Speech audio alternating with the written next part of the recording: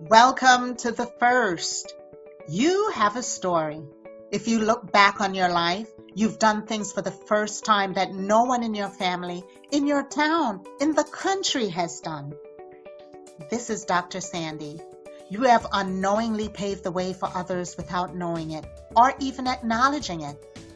This is where you tell your story so that those who come after you can walk in your footsteps to build their own firsts. Welcome, Linda Hamilton. Linda is what I called a persevering CFO. Linda was the first to go to college in her family and to become a certified public accountant. She was born to very young, uneducated parents, but they reinforced the importance of going to school. Now, after Linda's uncle shamed her for getting a bad report card in first grade, Linda never brought home a bad report card ever again. After high school, she was not even thinking about going to college. She got a job at Lloyd's department store, and her boss there recognized that she was really good with numbers. He encouraged her to help with the bookkeeping, and she fell in love with it. After many years of going to school and supporting herself, Linda received her accounting degree and later became a CPA at Coopers Lybrand, which is a prestigious New York financial services company at the time. Now, Linda has her 30-year-old company, Linda Hamilton CPA LLC. She's the CEO and CFO, and she is a systemologist, which means she helps other business owners put systems into place using technology. Linda is extremely supportive of young girls, particularly mentoring high school girls in STEM programs so that they can have an impact on the world and not be afraid to continue to college and be a part of STEM research like she did. Welcome, Linda Hamilton. Today I'm speaking with Linda Hamilton, CFO extraordinaire. So Linda, tell us a little bit about yourself. Thank you, Sandi, and thank you for having me today. I appreciate it. Well, I'm a certified public accountant. I'm a systemologist, a certified exit planner, and I have certifications in a lot of software things because I really like to study. Well, that's a lot of stuff. What is Systemology? Tell me what it is. So Systemology is a revolutionary approach. It's new for small businesses. It is a 7-step process to help you document the critical systems from your client's perspective so that most business owners, when they start, they're overwhelmed. They're constantly putting out fires, mostly because so much is in their head or in their key people's head. Nothing is really, few things are written. And as the business, gets started and grows, things feel more out of control and the business owner's kind of like a hamster on a wheel. So Systemology helps you document everything, get everything out of your head and your key people's head onto a system so that you can grow your business successfully and increase the value of it. And we really need that. I know you're working with me on some of that, but if we don't have a process and things that we could have the process, but we need to have it documented, right? So that if somebody's out, you can pick it up and get to it. Or if you have a new person, this is a great way to start off with a new person. Exactly. And the beauty of Systemology is it doesn't have to be perfect. We document what you're doing now. So there are a lot of things you're doing and you may want to improve them, but you don't have to improve them right away. You want to get down on paper how you serve, how your clients find you, how you maybe do a sales call with them, how you onboard them, and how you deliver your products and services. Is very short and concise. We'll call it a critical client flow. And it's just a great start. And then from there, you can improve the processes you want to improve. But it's a great step to getting it written down. So I really appreciated the book, Systemology by David Jennings. And I think it was brilliant. Recommended by Michael Gerber, who we all know wrote the EMID. Yes. I think it's going to do wonders for small business. Great. So Linda, tell us, what are you the first at? What is your first? Well, there are probably two things. I am the first to go to college in my family, and then to become a certified public accountant with that college degree. So both the professional license and career, as well as the college. How is it that you were the first to go to college in your family? Why didn't anyone else go to college? Well, my parents were very, very, very young when I was born. They weren't married yet. My mother only had an 8th grade education. She dropped out of school at the end of 8th grade to work. And my dad was maybe 2 years older than she was. And they met, I think, maybe 17 years old. I don't know the exact story, but they didn't have much. They didn't have a lot of education. They were just workers. They worked in a bar, a nightclub. And that's the bulk of America, right? Yeah, that's what they did. And so that when I was born, they worked at night. And I really didn't have a lot of stability when I was that little. It was kind of shuffled from one person to another, one grandmother, another grandmother, an aunt and uncle. The grandmothers. We all know I was alone a lot, there was no real stability until maybe 2nd grade. Okay. But they encouraged me to get an education because they didn't have one. So that was the one thing. My dad's family is from Italy, born in Italy, and my mother's parents were born in Ireland, and or maybe 2nd generation. And that's all they could, really reinforce over and over how important school was. And right after a rocky start in the 1st grade, I tended to do well.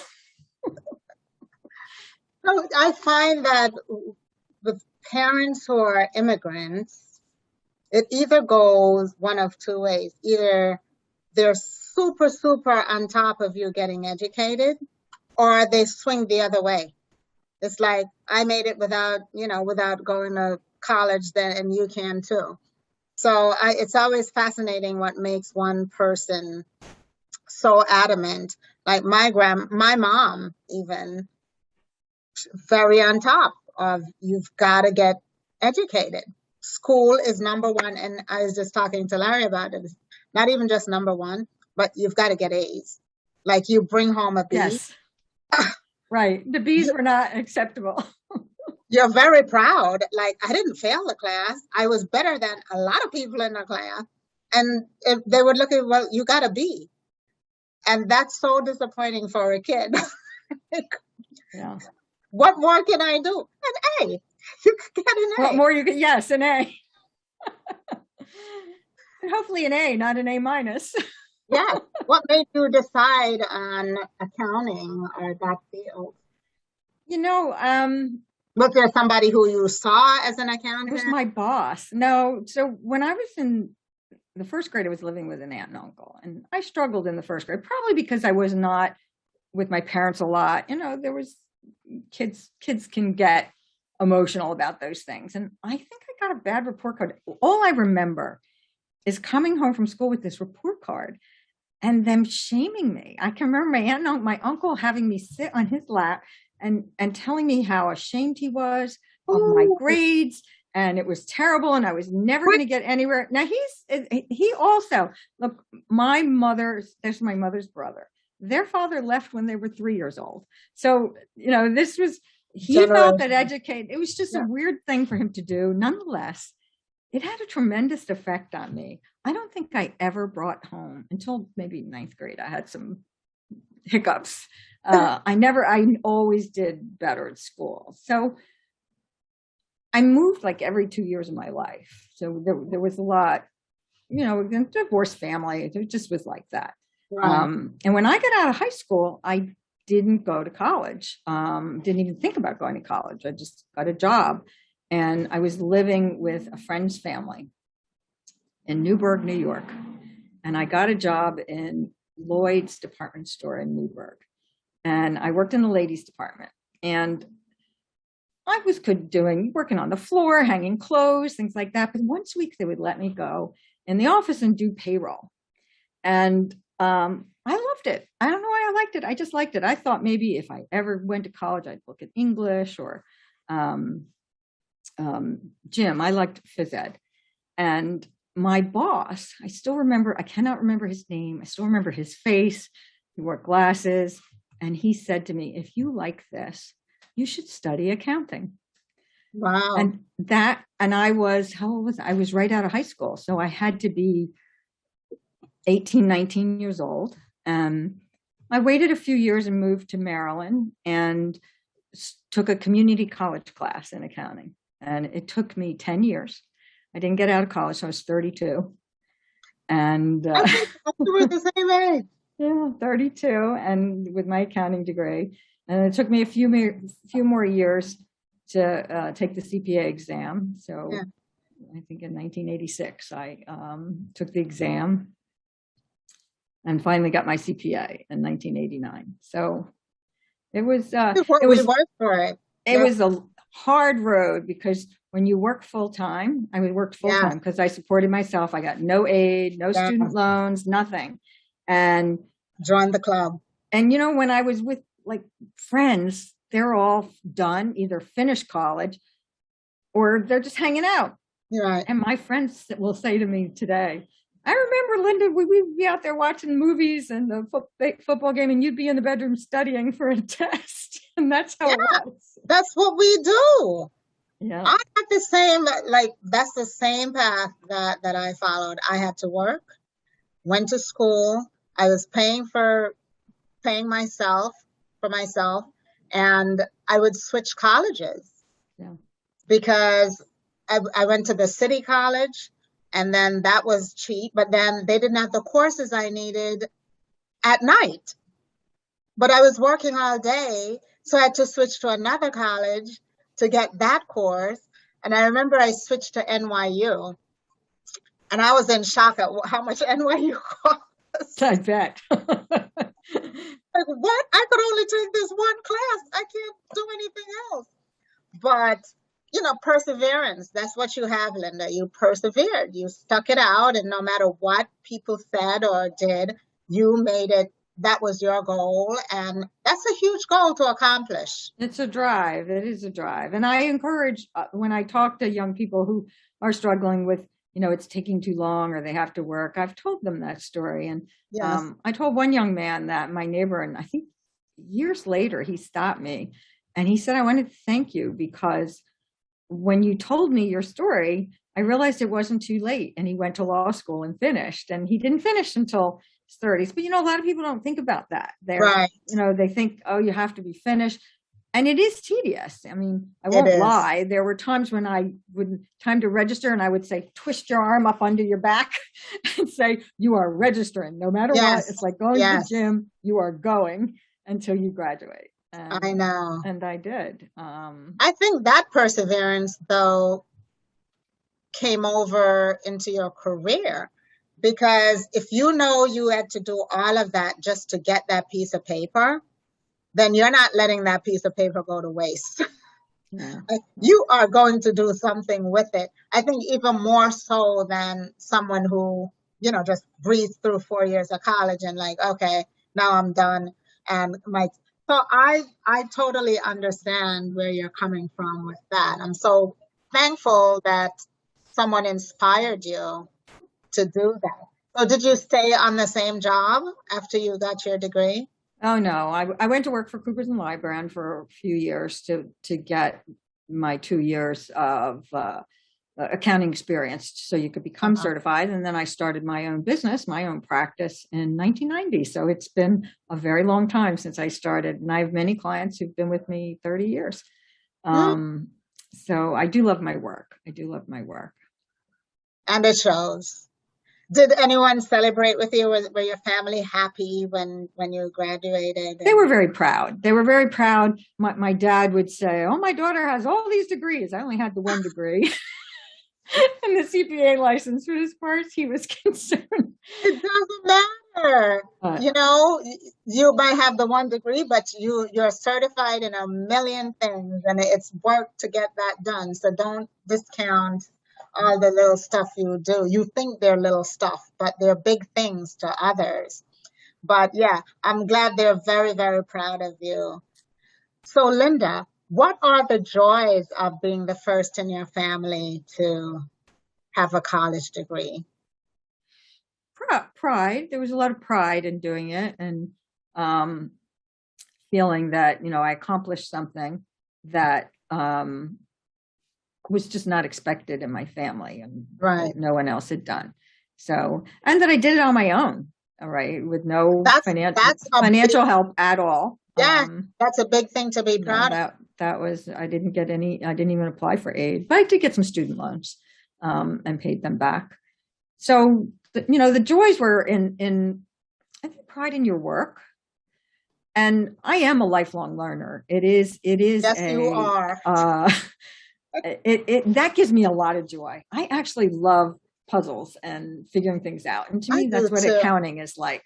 I like to understand what makes things tick and how they work. And that's probably why I did the exit planning. I'm a CPA, it's called. And I did that because, of my age, and a lot of my peers and clients are coming near to wanting to maybe exit their business or sell their business. And so the interest is there. And I thought, this is something I can bring to help people with and coach them through some of the decisions they have to make there. So I think the joys of being the first to go to college and to get a CPA is that it gave me a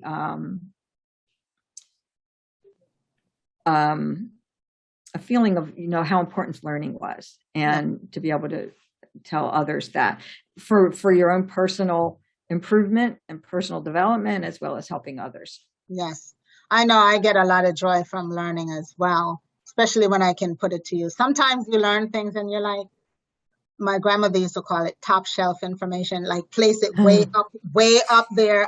You might only need it once in a lifetime, kind of learning. And then there are things that you use every day. Process is something I use every day. I have a process of doing things, and anytime I fall out of that process, it's chaotic.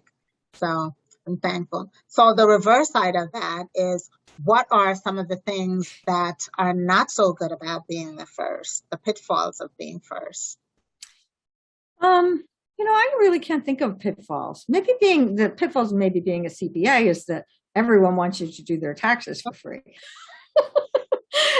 And, it's like you're exhausted in tax season, and you have to end up helping a lot of people. So, well, some of the things that I've heard people say that are pitfalls is, my family thinks I'm better than they are because I have a degree or I did whatever that thing is, and nobody ever did it. They're like, oh, Miss La-di-da, they have this preconceived idea of how you are or how you should be or how they think you are because you've done this thing that no one else has done. Has that ever happened to you? I can't say that. I think because my parents, the fact that they didn't have an education, they wished they did.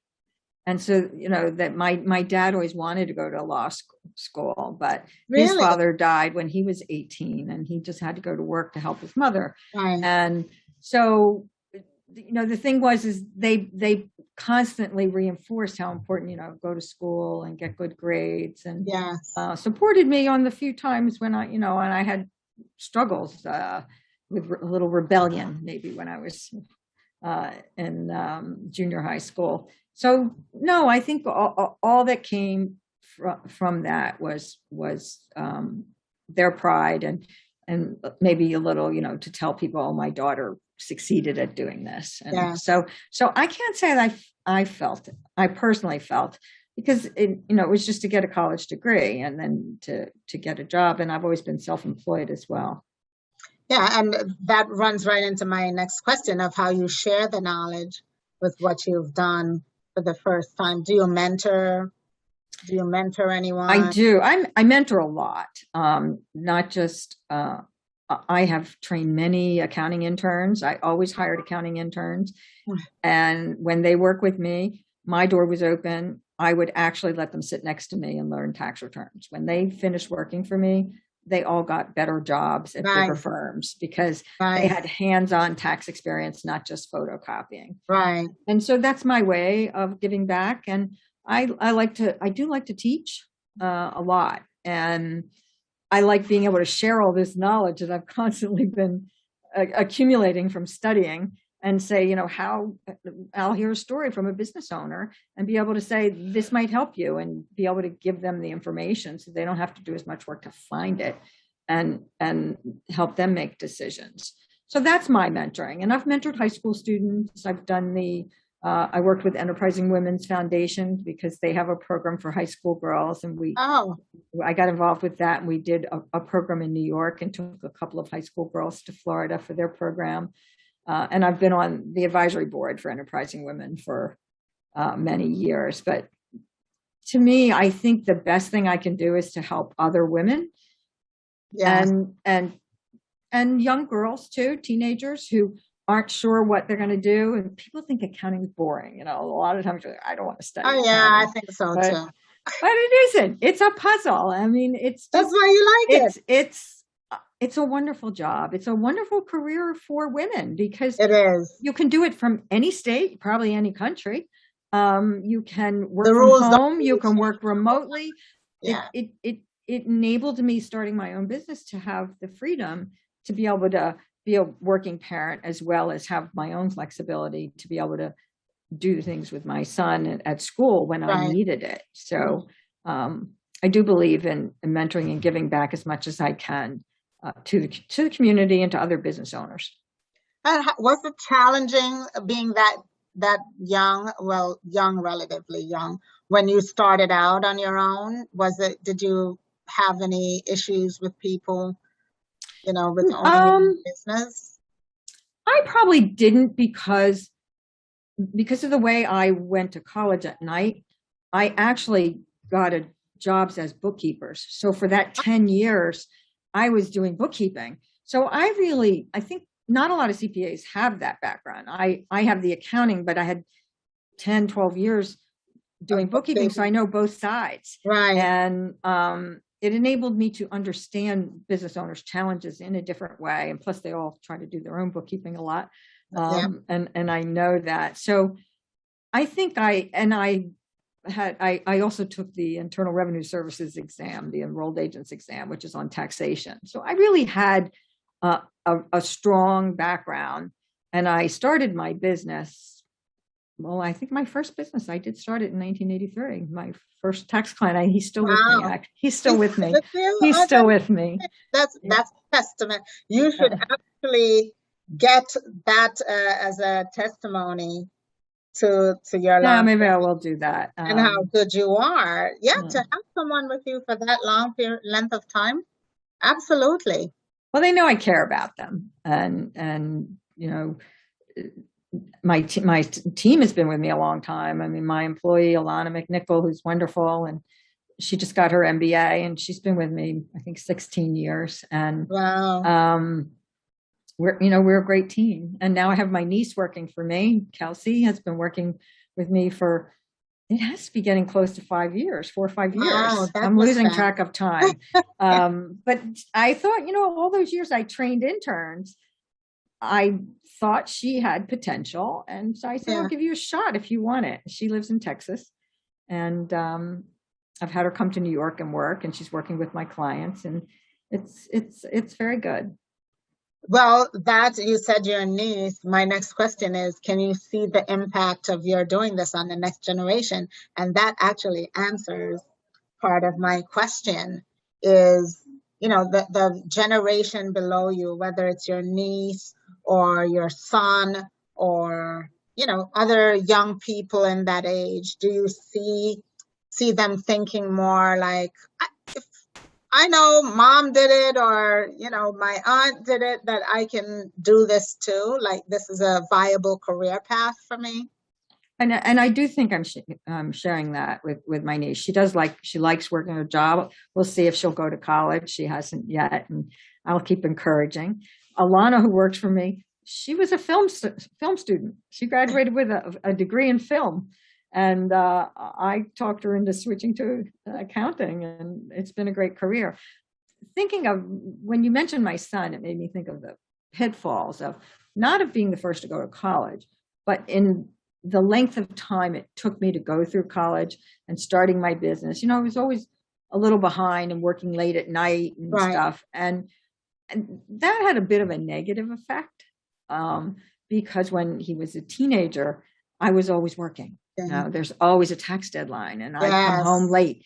And there'd be times he'd say, why would I want to do accounting? You work too hard, because he often felt that I just wasn't there. And sometimes I look back and think maybe I could have and should have tried to do some things differently. I think that's a common problem for entrepreneurs, right? We work because work's never done, which is why we should all do Systemology, document our systems so we can get out of that constant being a hamster on a wheel. I totally get it. And that's true. When your kids see you working all the time, they're like, why would I want to do that? You're forever working. But the joke on my side is Lauren saw me do that all the, she says, I will never do marketing. You're always doing something, you work late every night, you're doing, and this is when I was in corporate. And she says, I don't want to do marketing. Well, guess what she's doing now? Marketing, right. Yeah, right. And she's very good at it too. She's very good, and she's now working late. And I remember when Peggy and I had the business, and we went to them and said, oh, we want to leave this company we want it to be a generational thing, and we just want to take the temperature on whether you kids are interested. No, we don't want to do that. Emily, what is Peggy's daughter doing? Marketing, right? It's a good business and a good career. Yes, it is. I think the initial resistance is because it's your career and they saw how hard you work. So they didn't even give it a chance. Yeah. But I think because we made them intern, they came into the job and they got to see pieces of it, and we explained it like the easy stuff. Oh, it's just doing social media for one year. All right. Of course. Understood that. Of course. So you've inspired a lot of people, and with the career path that you've taken, and just by helping them out. So knowing that you've been the first, does it make you bolder to do new things, or more courageous, less afraid of trying new things because you'll be the first at it?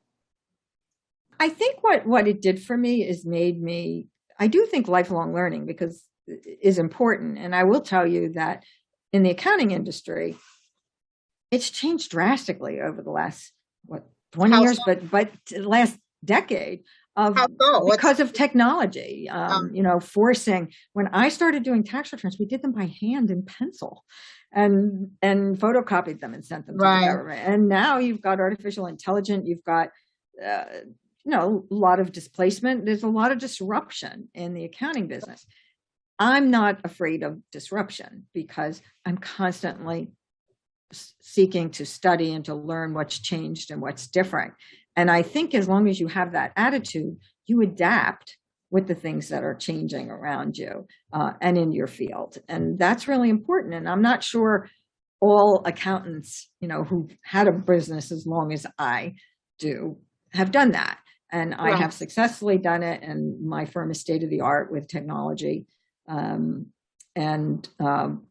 now also offer classes for business owners in creating a one-page business plan, kind of unique to them, to help them get focus and clarity to grow their business and be able to succeed, because so many businesses fail in the first 5 years. Yes.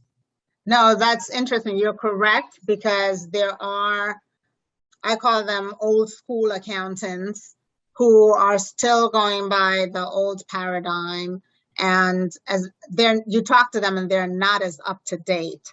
And then that makes me question, have you kept up with the laws, the tax laws that are, you give people one little hint, like something's not right, and they're going to just generalize the whole thing. So, okay, if you don't know or you don't know how to read your email, then I'm saying you probably haven't taken online classes or other things either. Well, fortunately, we do have to take 40 credits a year to keep our licenses. So they're probably taking up on their tax law. It's other things. And also culture. Look how culture has changed and how you care for your employees and working.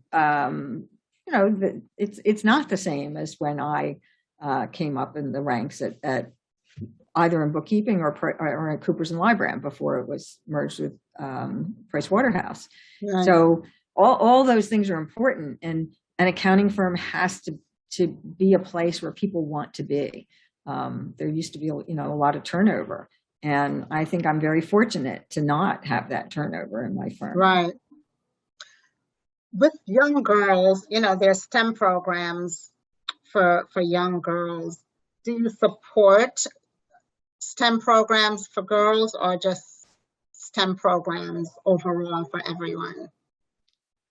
Well, I think it's important for everyone because I think I'm not sure the United States has kept up in providing enough education. In fact, there's a woman I met recently in one of my classes who has an education program. I think she's based in Kansas City. It sounds fantastic. She's taking young people who don't want to go to college. So I met with a business owner recently who has an education program in, I think it's in Kansas City. She's educating students who maybe don't want to go to college. And a lot of students don't. They don't want the student debt. Right. And it's still very important that you can not only give them an education, but help them with their career to find jobs. Yes. And technology is important. So I think for both, for young people, high school students. Of course, I often do focus on high school girls because they're often more intimidated, or maybe they don't think they would like finance. And even today, Linda, there are teachers telling girls that go to this career. You're not good at and that shocks me. It's easier. Yeah. Even today, that happens. And I don't think you can tell someone they're not good at something. You have to help. That's what mentoring and coaching is about. It's about holding someone's hand and helping them through the hurdle. And a good teacher will help explain things in ways so that they can feel confident about learning. So I think STEM education is very important, and hope that we put more time into it as a country, and that business owners also encourage it, because I pay for a lot of education for my team. I take them to conferences. I take them. I pay for a lot of online education, because not just in accounting, but in their technology skills and cybersecurity skills, because they want to learn. They feel that that's giving them some professional development for their own careers wherever they work in the future. No, thank you. But they'll never leave me. That's what we all say. Well, hopefully, they don't leave you and they take over your business. That's exactly right. There has to be some succession. Yes. But we're working on plans now to see what's going to happen. Ready-made client set, you already have that. Right. Yeah. Any last words or any other comments? No, I think it's great that you're doing this. I'm so glad you invited me to be a guest. I've listened to some of the others. I think it's great that you're sharing this, and it's nice to think about what people do first, and something taking a different path than maybe their parents did or could. And sometimes we don't recognize it. We don't celebrate it ourselves. Like, we just take it par for the course. And when I ask people this question, they have to think about it a lot of times. Like, what am I the first at? And once you start giving them suggestions, they're like, yeah, I'm the first one in my family that did that. So I find it interesting, and it's also documenting some history. And I hope to encourage women who start bookkeeping or accounting practices. A lot of times I've been invited to speak on panels for the New York State Society or Baruch College, my alma mater. And I come on as the person who started a firm and grew it for more than 35 years now. So Yes. a lot of times it's the big firms that come in, but there are other paths, and my path worked for me, and it's been very rewarding. It's been great opportunity. Sure, there's always pains and struggles with owning your own business, because I'm not just an accountant, I'm a business owner. But it's fantastic, and I hope to encourage other women to do the same. Well, thank you, Linda. You're welcome for coming on and being a part of the first. I hope this is your first time, but not the last time. Maybe you'll have a second on the first. Thank you, Sandi. Thank you for having me on. You're welcome. It was fun to talk to you. Yes. I know you're doing courses, or you're starting to, and you should write a book. Like, I have all these plans for you in my head. So you can come on and I'll put it on my to-do list. Yes. Thank you. This is Dr. Sandi.